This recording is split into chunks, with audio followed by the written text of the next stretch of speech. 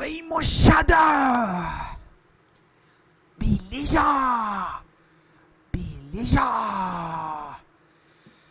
Aqui quem fala é o Patrímio. Patrímio. Sentiram minha falta, não sentiram meus amigos? Sentiram minha falta, não sentiram minhas amigas? Sentiram minha falta, meus caros céfalocordados? Com uma concentração de neurônios em um gânglio gigante chamado cérebro. Muito boa noite, muito boa tarde, muito bom dia. Fico muito feliz de estar voltando nesse canal aqui. Muito feliz, muito feliz. É de uma felicidade noquitante, é de uma felicidade sonâmbula quase. Eu não consigo dormir de tanta felicidade. Meu Deus do céu, pessoal. Eu não consigo dormir de tanta felicidade. Não tenho culpa, não tenho culpa. É muita felicidade. Hoje,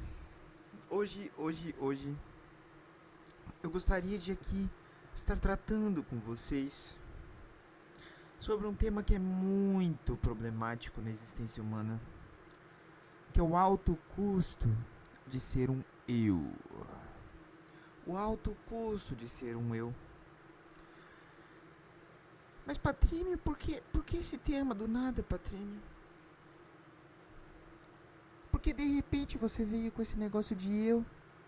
Da onde?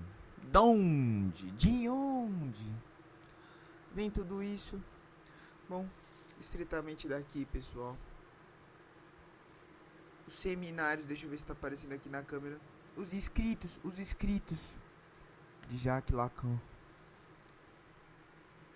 Eu passei muito sobre as diferentes veredas da psicologia nos últimos dias.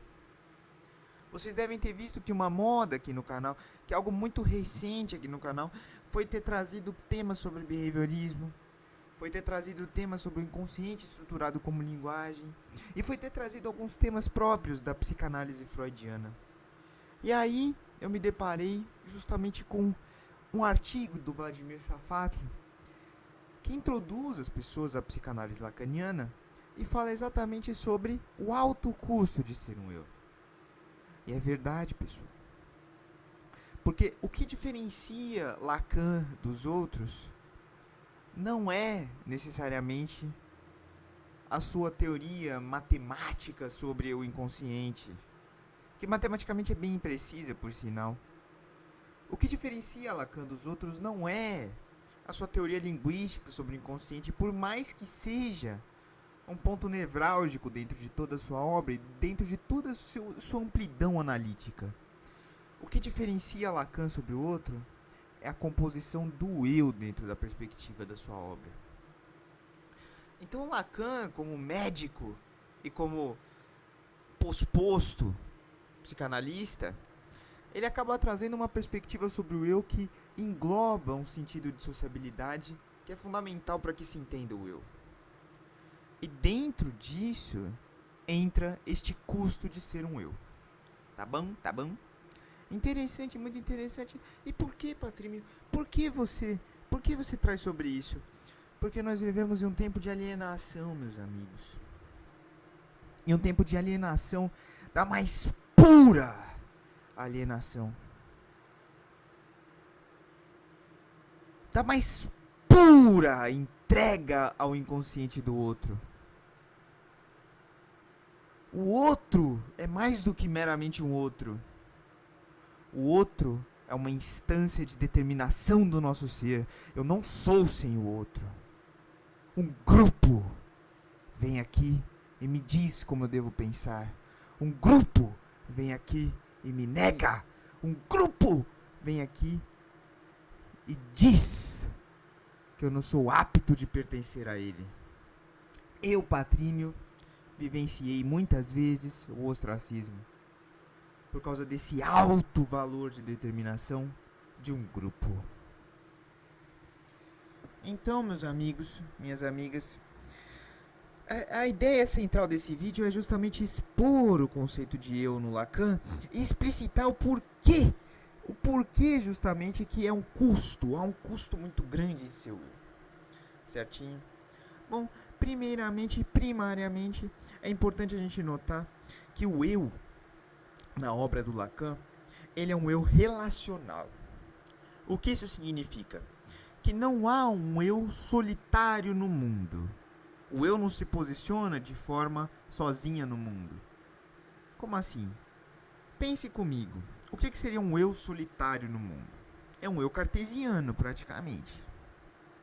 Eu me exponho ao mundo, eu duvido do mundo, e a partir deste mundo que eu me expus, eu gero as minhas certezas. Para o Lacan isso não existe. Ou seja, o eu é relacional. E mais do que um eu relacional, o eu, ele é alienado ao outro. Certinho? E como é que se dá essa alienação ao outro? Bom, primeiramente, a gente precisa entender uma diferenciação entre os diferentes outros em Lacan. Para o Lacan, há o pequeno outro, que é meramente o outro com o que eu me relaciono de forma igualitária ou de forma horizontal, e há um eu, que é o grande outro, o qual eu me relaciono de forma vertical.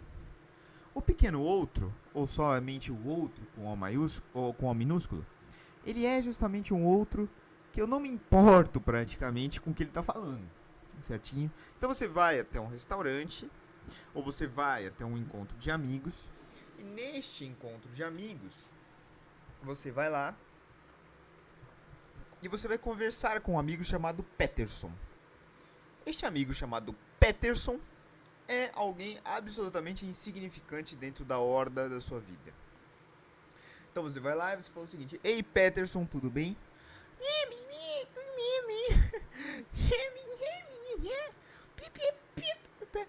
É assim que você escuta o Peterson.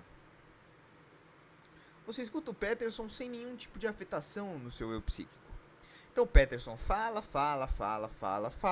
Você pode absorver algumas coisas dentro dele, mas ele não forma você. Ele não é uma instância formativa. Ou seja, você vê ele com uma certa horizontalidade. Você não se vê nem superior a ele e nem inferior a ele. Você vê ele como só um outro qualquer. Ou você vai em um restaurante de fast food ou qualquer restaurante, você conversa com um garçom que você nunca mais vai falar na sua vida, e aí você vai lá e pede um hambúrguer, uma batata frita, etc. E aí você não se importa com o que ele diz, ele não se importa com o que você diz. Então ambos são pequenos outros um para o outro. Certinho? Legal. Agora existe o grande outro. O grande outro. O grande outro é a instância que determina o que você espera da vida. O grande outro é o significante da dominação. Ou seja, é a imagem que carrega a dominação sobre você. O grande outro é aquele Instagram que você vai lá e você fica pensando em tomar esteroides anabolizantes ou ésteres de esteroides anabolizantes, como decanoato de nandrolona. E aí, você vai lá e você toma várias coisas. Porque você vê naquele grande outro uma instância do eu. Aquele outro domina você. Aquele outro determina o que você é. E aquele outro determina o que você pensa sobre isso. É aquele outro, é nesse sentido que você tem um grande custo para você ser um eu. Porque este grande outro é o que determina a sua jouissance, o seu gozo. E mais do que isso, é ele que castra o seu gozo.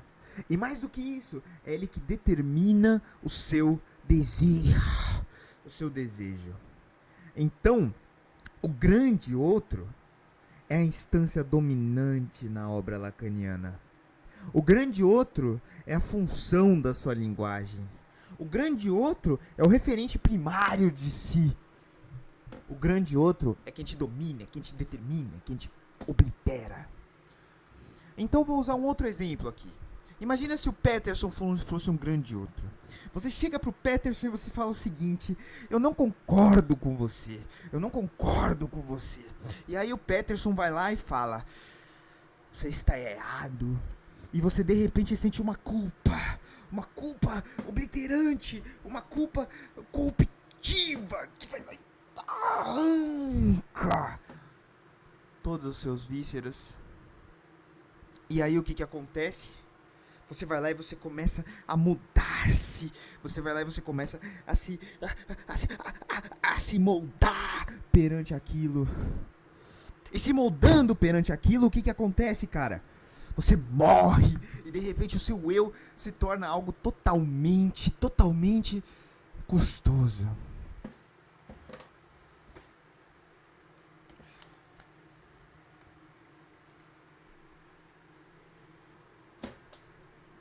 Então o outro é isso pro Lacan.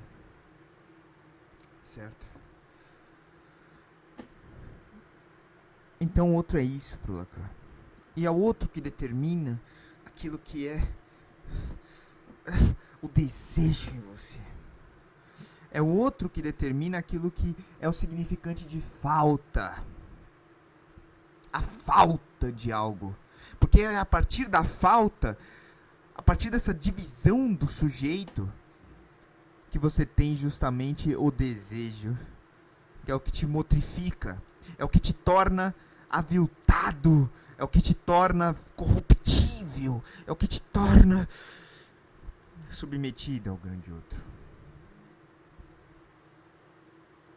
Muitas vezes, os grandes outros são as instâncias de ruptura do desejo. Patrímio parou de fazer vídeos nesse canal porque o grande outro vinha e determinava o que ele tinha que falar. Seus vídeos são muito sem pé nem cabeça, Patrímio. Você fala coisas da sua cabeça, assim, começo, meio e fim. Sim, porque eu não sou um positivista. Na verdade, eu sou um positivista per profício. Para dar um remédio, eu preciso ser um positivista.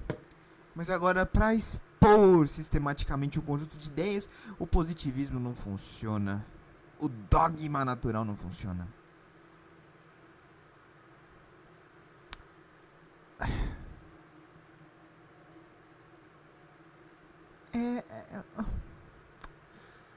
O grande outro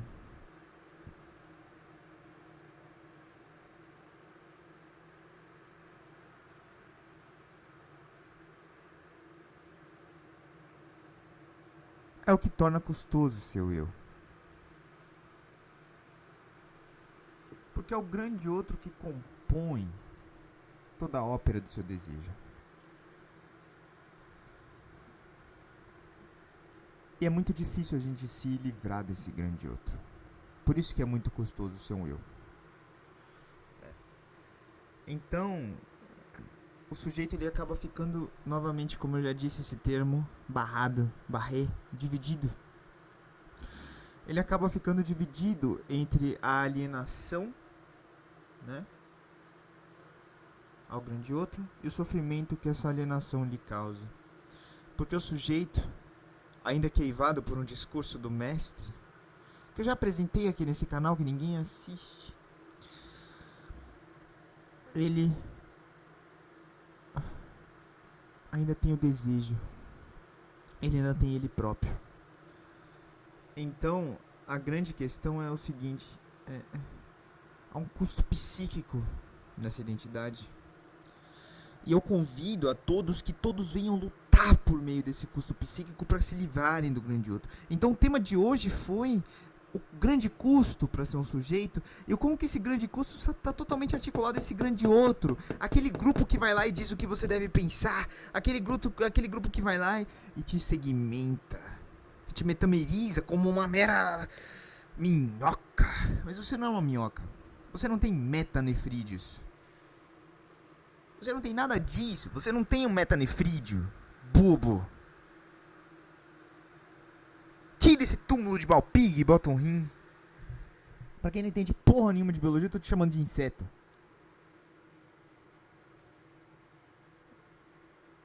La liberté. Assuma a posição de eu. É só isso que eu tenho a dizer no seminário de hoje. É só isso. 15 minutos contra o outro.